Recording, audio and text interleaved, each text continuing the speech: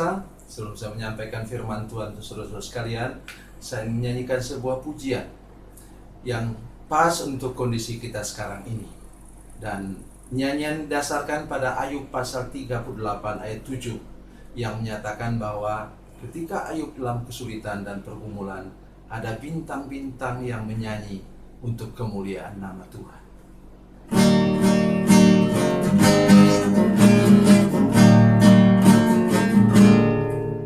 Tiada tampak terang di tengah hujan badai, sang pengembara merintih tak berdaya. Tinggal satu harapan, bila bintang bersinar, menunjuk kepada jalan yang benar. Bintang-bintang menyanyi nyanyian surgawi, membangkitkan nikmat hidup ini 1000 tahun lagi.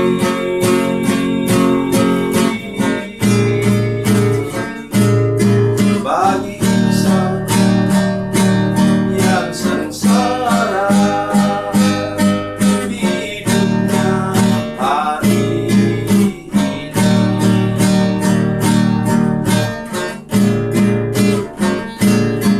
satu pandang bintang di celah kabut gelap, ini muncullah harapan dalam hati. Walaupun ku sendiri, ku tahu Tuhan ada. Alamat Bapa cinta bintang itu. Bintang-bintang menyanyi nyanyian surgawi, membangkitkan nikmat hidup ini 1000 tahun lagi.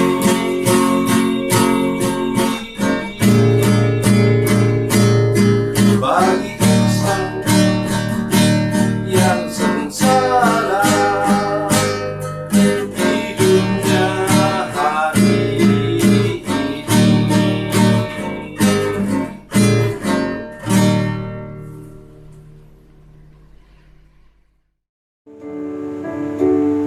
Salam saudara pemirsa, selamat berjumpa kembali dengan kami dalam program Berita Pengharapan. Saudara pemirsa, ada banyak kita yang tidak mengerti bahwa sebenarnya tiang kekristenan itu hanya dua, yaitu mengasihi Tuhan dan mengasihi sesama. Itu yang akan kita dengarkan sebentar. Mari kita berdoa sebelumnya. Bapa, dalam nama Yesus, terima kasih banyak untuk kebenaran firman Tuhan yang luar biasa ini. Berkatilah kami dengan firman Tuhan ini dan tolong kami untuk betul-betul pegang teguh firman Tuhan ini dan juga mempraktekannya dalam kehidupan kami sehari-hari seumur hidup kami. Dalam nama Yesus, haleluya, amin. Saudara pemirsa, mari kita membaca firman Tuhan dari Injil Markus. Injil Markus pasalnya yang Injil Markus pasalnya yang ke 12 ayat 30-31. Maaf, sudah melihat saya seperti kurang hafal, oleh karena saya biasa pakai dari teks dari Injil Matius. Ya. Markus 12 ayat 30-31. Demikian bunyi firman Tuhan. Kasihilah Tuhan Allahmu dengan segenap hatimu dan dengan segenap jiwamu dan dengan segenap akal budimu dan dengan segenap kekuatanmu. Dan hukum yang kedua ialah kasihilah sesama manusia seperti dirimu sendiri. Tidak ada hukum lain yang lebih utama daripada kedua hukum ini. Amin. Saudara pemirsa, hidup kita ini tiang bangunan rohani hidup kita ini bergantung kepada dua tiang ini tadi. Tiang pertama ya, kasihlah Tuhan Allahmu. Mungkin sudah heran, yang biasa kita dengar di gereja-gereja, terutama gereja Protestan, yang dihafal ialah Matius 22 ayat 37 sampai 40. Itu mah saya hafal, saudara sekalian. Tapi Injil Markus saya kurang hafal. Ya, itu sebabnya saya mesti cari lagi tadi dalam teksnya. Dan perhatikan saudara sekalian, apa di sini yang diucapkan yang istimewa diucapkan oleh Injil Markus. Perhatikan baik-baik.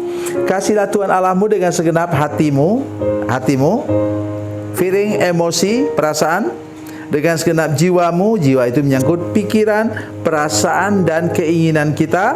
Dan kemudian dengan segenap akal budimu. Akal budi apa? Akal, pikiran, mindset, pikiran, logika kita hidup dalam kasih Tuhan. Dan kemudian apa? Dan dengan segenap, ini dia yang saya suka, segenap kekuatanmu, your might, kekuatan. Nah, itu yang saya mau jelaskan saja, satu bagian nih, yang lain sudah sering dengar. Apa artinya mengasihi Tuhan dengan segenap kekuatan kita? Contoh, itu Nehemia, itu dia menteri, saudara sekalian, juru minuman raja itu setingkat menteri. Dia pulang ke Yerusalem melihat kota itu semua temboknya sudah rubuh. Selama 70 tahun umat Tuhan terbuang. Jadi sudah dirubuhkan oleh musuh semuanya. Datanglah dia kemudian mengajak umat Tuhan yang baru pulang itu, yang hanya 30% yang mau pulang, karena yang lain tidak mau pulang lagi karena sudah sukses di luar negeri.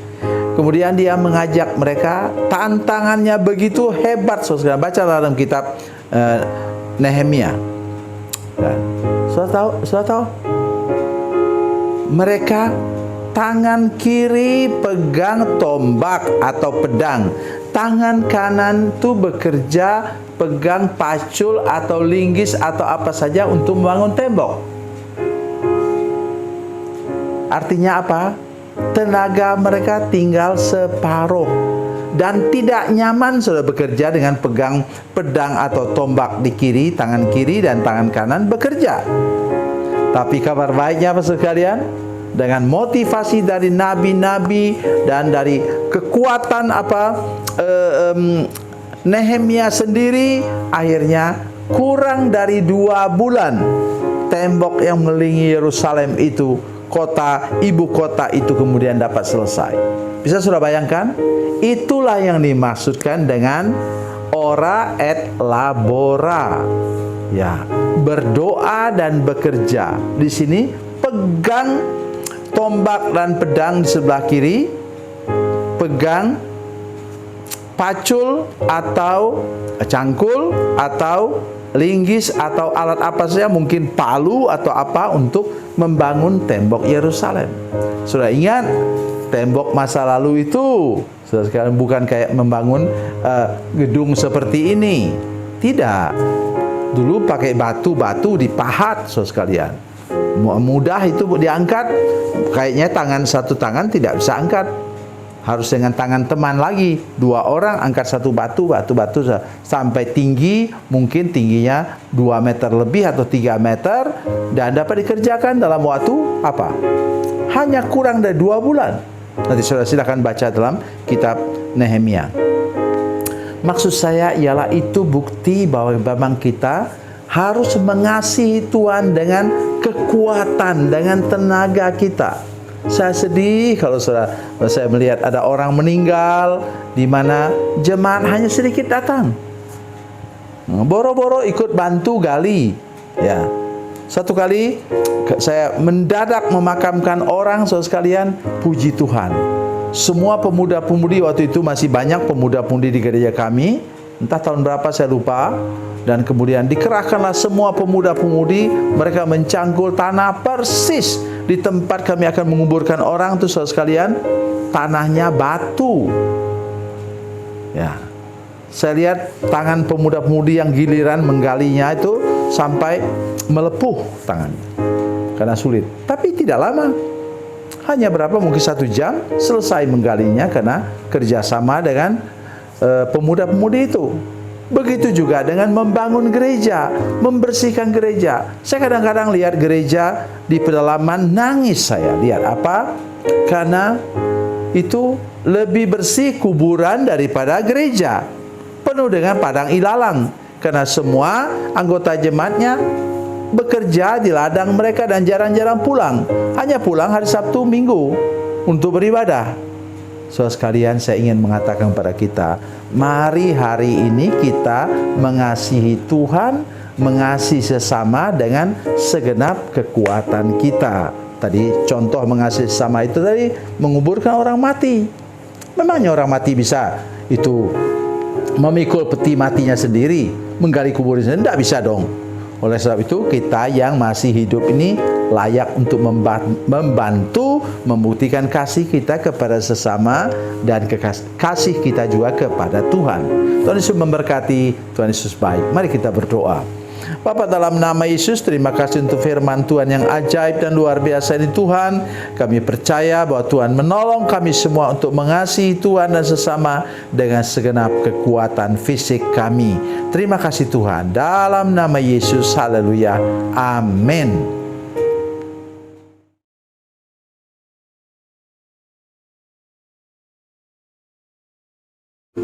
Salam saudara pemirsa, mengakhiri program ini saya mohon kepada saudara-saudara pemirsa sekalian untuk bila saudara menyaksikan program ini melalui channel YouTube, maka tekan subscribe dan bunyikan lonceng.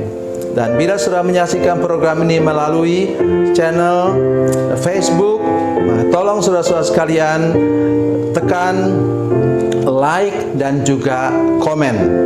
Dan demikian pula bila sudah menyaksikan program Makanan Bergizi hari ini yang tertulis, maka tekan yang sama juga, tekan like dan tekan komen. Dan tolong saudara-saudara sekalian untuk membagikan program ini, share program ini di channel saudara-saudara sekalian supaya lebih banyak lagi orang diberkati melalui program ini. Tuhan Yesus memberkati, Tuhan Yesus baik.